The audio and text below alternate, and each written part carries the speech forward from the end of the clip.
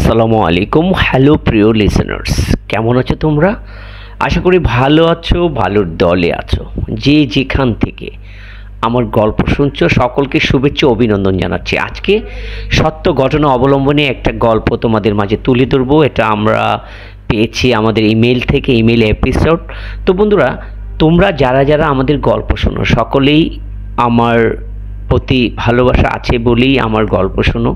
আর তোমাদের মাঝে যাদের গল্প আছে তারা হোয়াটসঅ্যাপ কিংবা মেইলে গল্পগুলো পাঠিয়ে দিলে আমরা সেভাবে গল্পগুলো বলতে পারবো। যিনি আমাকে গল্পটা পাঠিয়েছেন তিনি পেশায় একজন ড্রাইভার। উনি আমাকে যে ঠিকানাটা বলতে বারণ করেছেন আমি তা বলতে পারবো না, শুধু তার বিবরণটা দিয়ে যাই।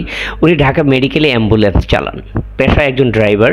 তিনি তার জীবনের প্রথম ড্রাইভিং পেশা শুরু করেন প্রাইভেট কার চালানো দিয়ে, এবং পরে তিনি বাসও চালান, ট্রাকও চালান। সবশেষে তিনি সিদ্ধান্ত নেন যে অ্যাম্বুলেন্স চালাবেন, এবং তার বন্ধুর সহযোগিতায় তিনি অ্যাম্বুলেন্স নেন, অ্যাম্বুলেন্স চালাতে শুরু করেন। তো অ্যাম্বুলেন্স চালানোর জীবনের প্রথম যে তার জীবনে ঘটে যাওয়া ঘটনা, সেই ঘটনাটাই তিনি আমাদেরকে মেইলে পাঠিয়েছেন।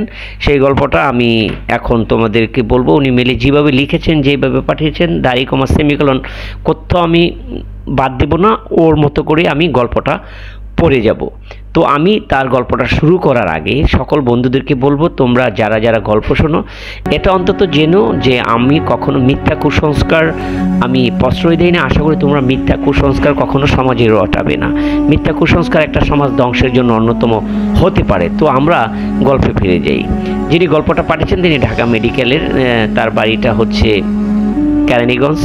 উনি এই গল্পটা পাঠিয়েছেন। তার গল্পটা আমি শুরু করছি, তার লেখাটা আমি শুরু করছি।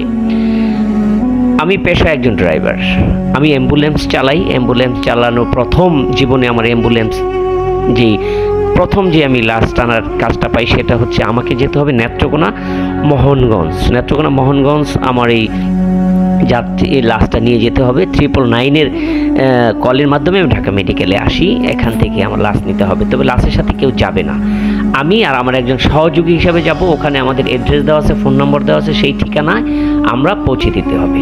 তো আমরা সন্ধ্যার দিকে প্রস্তুতি নিয়ে আমরা রওনা হই। আবারও বলি, আমার জীবনের প্রথম এই অ্যাম্বুলেন্স চালান, এবং প্রথমেই আমার বিবর্ষ একটা লাশ আমাকে ওখানে নিয়ে যেতে হবে। তো কি করব, নিলাম জীবনের প্রথম কাজ, আগ্রহের সহিত নিলাম, রওনা হলাম 6টার দিকে ঢাকা থেকে। আমরা জানি যে অ্যাম্বুলেন্সের লাশ নেওয়ার আগে গোসল টোসল সেরে তারপর নিতে হয়, কিন্তু সেটা আমার বেলায় হয়নি, আমরা এভাবেই নিয়ে গেলাম। তো আমরা ঢাকা শহর পার হতে বেশ যানজট, এরাতে 9টা-10টা বেজে গেছে। ঢাকা পার হতে আমাকে প্রথমে যেতে হচ্ছে উত্তরা হয়ে, গাজীপুর হয়ে যেতে হয়, গাজীপুর হয়ে ময়মনসিংহ হয়ে তারপর কিন্তু নেত্রকোনা। তারপর যাই হোক আমি এই দিক দিয়ে চলে গেলাম। আমরা অনেক যানজট ঠেলে আমি ময়মনসিংহ পৌঁছতে বেজে গেছে প্রায় 11টা, সাড়ে 11টা। তো যাই হোক ওখান থেকে রওনা হলাম নেত্রকোনার উদ্দেশ্যে। নেত্রকোনা সদর যেতে যেতে আরও 2 ঘন্টা লেগেছে, 12টা বেজে গেছে। নেত্রকোনা সদরে গিয়ে পেট্রোল পাম্পে আমরা থামালাম, রেস্ট নিলাম, কিছু খাওয়া দাওয়া করলাম, করে আবার গ্যাস টেস্ট নিয়ে আবার রওনা হতে শুরু করলাম। আমাকে নেত্রকোনা মোহনগঞ্জ যেতে হয়েছে, নেত্রকোনা সদর হয়ে বারহাট্টা দিয়ে আমাকে মোহনগঞ্জ যেতে হয়েছে আর কি। তো বারহাট্টার আগে অনেক প্রদত্ত গ্রাম, ইলেকট্রিসিটি নেই, তারপর থাকলেও সেটা গ্রামের ভিতরে, রাস্তা একদম শুনশান, নীরবতা, গাড়ি চলছে হেডলাইটের আলোয়। হঠাৎ করে বারহাট্টা যাওয়ার কিছু দূর বাকি আছে, সেখানে যাওয়ার কিছু আগে হঠাৎ করে আমার অ্যাম্বুলেন্সের পিছনের চাকাটা পাংচার হয়ে যায়। তখন আমি ভাবলাম যে এত দূর থেকে হয়তোবা কিছু প্যারেক লেগেছে, হয়তোবা পাংচার হয়ে যেতে পারে। তো আমি নামার পর আমি ডিগ পিছন থেকে আর খুলিনি আমার অ্যাম্বুলেন্সেরই। আমি চাকাটা পরিবর্তনের সময় আমাকে খুলতে হয়েছে। একবার খুলে চাকাটা নিয়ে, জকটা নিয়ে চাকাটা সেটিং করে তারপর আমি আবার ওটা লাগিয়ে দিয়ে পরে ওখানে জক রেখে আবার গাড়িটা স্টার্ট দেব। ঠিক এমন সময় যে ঘটনাটা ঘটলো, আমি আমার ডান পাশের লুকিং গ্লাসটা দেখতেছি যে গ্লাসটা মানে রাস্তার ধারে পড়ে আছে। আমি অবাক হয়ে গেলাম, এটা কি করে সম্ভব? আমি আমার সহকারীকে বললাম, আমার সাথে হেল্পার, ওকে বললাম দেখ দেখ দেখ কী অবস্থা। লুকিং গ্লাস দিয়ে সে দেখলো। আমার জীবনের প্রথম, আবারও বলি, যে খুব ভয় করছিল, কিন্তু আমি যদি ভয় পাই তার সহযোগী আরও বেশি ভয় পাবে। আর যেহেতু এই একটা দায়িত্ব নিয়েছি, আমাকে তো গন্তব্যে পৌঁছাইতেই হবে যে কোনো মূল্যে হোক। যাক, বুকে সাহস রেখে সূরা কারাত পড়ে আমি তাকে লুকিং গ্লাসটা দেখালাম যে লাশটা সামনে সাইডে পড়ে আছে। এবার সাহস করে দুজন মোবাইলের টর্চ নিয়ে পিছন গিয়ে দেখলাম না, গাড়ির তো রীতিমতো পিছনের দিকটা লাগানোই আছে, এখান থেকে পড়ার তো কোনো কারণই হতে পারে না। পাশে দেখলামও না, দেখতেও পাই নাই যে। আর যাই হোক, দোয়া কালাম পড়ে আমরা আবার এই উদ্দেশ্যে রওনা হলাম। এবার বারহাট্টা পর্যন্ত গেলাম। বারহাট্টা উপজেলা পার হয়ে বারহাট্টা ছেড়ে যখন চলে গেলাম, ঠিক তখন যেটা হলো, হঠাৎ করে আমাদের গাড়িটা বন্ধ হয়ে গেল। আরে স্টার্ট বন্ধ হয়ে গেল, চলতে চলতে চলতে চলতে বন্ধ হয়ে গেল। কয়েকবার স্টার্ট দিচ্ছি, নিচ্ছে না, কয়েকবার স্টার্ট দিচ্ছি, নিচ্ছে না। কি অবস্থা! এত দূরের রাস্তা, ভিতরে ভয় কাজ করছিল। মানে এত দূরে জীবনের প্রথম একটা লাশ নিয়ে, লাশের নানান গল্প শুনেছি, অ্যাম্বুলেন্সের লাশ নিলে এই হয়, সে নানান কল্পনা আমার মধ্যে কাজ করতেছিল।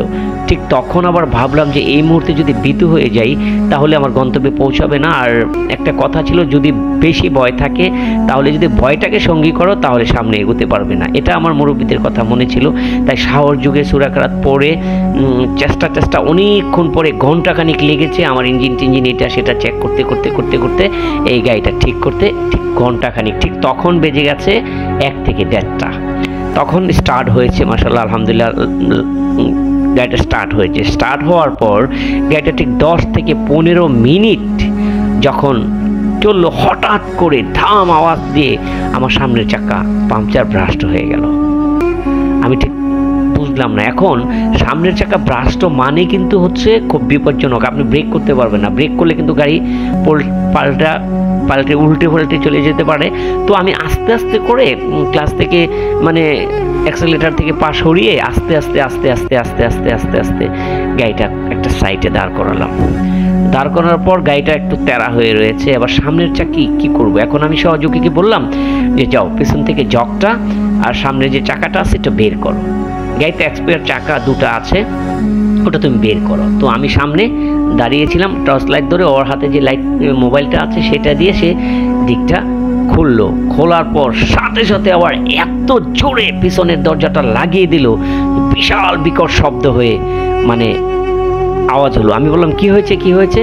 ও আমি পিছনে গেলাম, পিছনে যাওয়ার পর দয়া করে এটা খুলবেন না। খুলবো না মানে যে এটা খোলার দরকার নেই, এটা খুললে আমরা কেউ বাঁচবো না। আমি এটা খোলার পর যেটা দেখলাম, চাকা নিতে গেলাম আর জগটা নিতে গেলাম, চাকা নিতে গিয়ে দেখলাম যে এই কাপড়ের কাপড়, যা কাপড় চোপড় আছে, এটা লাশটা ছিঁড়ে ছিঁড়ে খাচ্ছে। আমি এটা বিশ্বাস করি। কি বলিস? আমি না, ভুলেও আপনি এটা খুলবেন না, চলুন আমরা পালাই। তখন আমি বললাম যে পালাই মানে এই গাড়ি রেখে, এই লাশ রেখে আমরা এখানে পালিয়ে যাব? কোথায় যাব? আর যেহেতু আমাদের কাঁধে দায়িত্ব পড়েছে, এটা না দিয়ে তো আমরা পৌঁছাতেও পারবো না।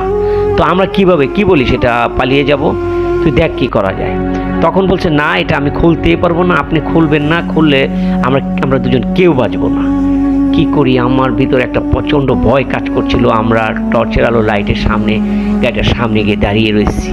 কি করব ভাবছিলাম। যাই হোক, আল্লাহর রহমত, এমন একটা সময় পেছন থেকে দেখলাম একটা যাত্রীবাহী বাস আসতেছে মোহনগঞ্জের উদ্দেশ্যে, যেটা ঢাকা থেকে আসছে গাড়িটা।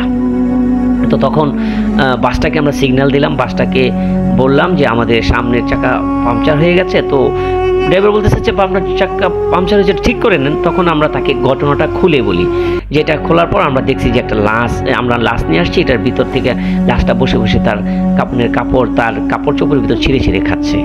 তো কি বললেন? এটা ওদেরকে বিশ্বাস করাতে পারছিলাম না যে আসলে কি এটা সম্ভব নাকি। তো যাই হোক, ওখানে আপনার কিছু লোক ছিল, মোটামুটি মোহনগঞ্জের 20-25 জন হবে। সবাইকে যখন ঘটনা বলি তখন সবাই গাড়ি থেকে নেমে আসে। গাড়ি থেকে নেমে আসলে আমাদের ভিতরে একটা প্রচণ্ড সাহস চলে আসে। সাহস চলে আসার পর এবার উনি লোকগুলো বলতেছে এবার খোলেন দেখি কি অবস্থা।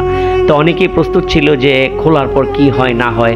তারপর অনেকেই লাঠি সোটা এটা সেটা নিয়ে মানে দাঁড়িয়েছিল, যদি কিছু হয় তাহলে এটাকে মার শুরু করা হবে। তো যাই হোক, যখন খোলার পর দেখলাম না, যে অবস্থাতে লাশটা ছিল ঠিক সেই অবস্থাতেই আছে। আমি আমার সহযোগীদের জিজ্ঞেস করলাম আসলে কি এই অবস্থা দেখেছে? বলছেন না, খোদার কসম আমি দেখেছি, এটা বসে বসে খাচ্ছে। তো যাই হোক, তখন বাসের লোকগুলো বললো যে এটা লাগিয়ে দেন, এবার আপনি চাকাটা ঠিক করেন, যেহেতু বিপদে পড়েছেন আমরা আপনাদের জন্য অপেক্ষা করব। তো বাসটা লাইট দিয়ে অপেক্ষা করলো, আমরা গাড়িটা ঠিক করলাম। ঠিক করার পর আমরা এবার গাড়িটা নিয়ে যাওয়া শুরু করলাম। মোহনগঞ্জে গিয়ে পৌঁছালাম। পৌঁছাতে রাত 3টা বেজে গেছে। তো 3টা বেজে আমি ফোন দিছি। ফোন দেওয়ার পর লাশটাকে ওদের হাতে হ্যান্ড ওভার করে আমরা ওই বাড়ি থেকে পানি টানি নিয়ে অ্যাম্বুলেন্সটাকে ধুয়ে মুছে তারপরে আবার ফজরের নামাজের সময় আমরা রওনা হয়ে গেলাম। তো এটা এই ঘটনাটা আমাকে খুবই ভয় দেখিয়েছিল। আমার অ্যাম্বুলেন্স লাইফের প্রথম যাত্রী, প্রথম লাশ বহনকারী একটা এই ঘটনা আমাকে করেছিল। তারপর চিন্তা করেছিলাম যে আমরা এই পেশাটা ছেড়ে দেব কিনা। তো তারপর আমাদের এই প্রায় 10-15 দিন আমরা অফ রেখেছিলাম, আমরা কোনো কাজে যাইনি। কিন্তু ওই 10-15 দিন টোটালি ওই বিষয়গুলো বারবার চোখের সামনে ভাসছিল। তারপর আমি একটা হুজুরের সম্মুখীন হলাম যে এটা এই অবস্থা হয়েছিল হুজুর, এখন এর জন্য আমার এই হচ্ছে। তখন হুজুর আমাকে সূরা কিরাত পড়তে বলে দিল। আমি প্রতিনিয়ত পড়লাম। পরে ইনশাল্লাহ এটা একটা সময় ভুলে গেছি। পরবর্তীতে অবশ্য যেহেতু এই পেশা করে খেতে হবে, এই পেশাতে ফিরেছি, কিন্তু এই পর্যন্ত আর কোনো ঘটনা আমার সাথে ঘটেনি। তো এটাই ছিল আমার জীবনের সবচেয়ে অলৌকিক ভৌতিক একটা ঘটনাই বলতে পারেন। তো গাইস, পড়ালেখা গল্পটা আমার কণ্ঠস্বর, আমার ভয়েস দিয়ে পড়েছি। তো কেমন লেগেছে জানি না, লাইক কমেন্টস করে জানাবে। আর তোমাদের মধ্যে যদি এরকম ভৌতিক গল্প তোমাদের জীবনে, কর্মস্থল, স্কুল, তোমাদের যে কোনো জায়গায় ঘটে থাকে, তো তোমরা আমাদেরকে মেইল, হোয়াটসঅ্যাপে পাঠাতে পারো। মেইল এবং হোয়াটসঅ্যাপের অ্যাড্রেস দুটাই দেওয়া থাকবে ডেসক্রিপশন বক্সে। তো তোমাদের ভালোবাসায় চেষ্টা করি প্রতিনিয়ত নতুন নতুন ভৌতিক গল্প তোমাদের মাঝে উপহার দিতে। তো যে যেখান থেকে শুনলে সকলকে শুভেচ্ছা, অভিনন্দন এবং চ্যানেলটা সাবস্ক্রাইব করার জন্য অনুরোধ জানাচ্ছি। এবং যেখানে থাকবে ভালো থাকবে, সুন্দর থাকবে, সেফে থাকবে। আল্লাহ হাফেজ।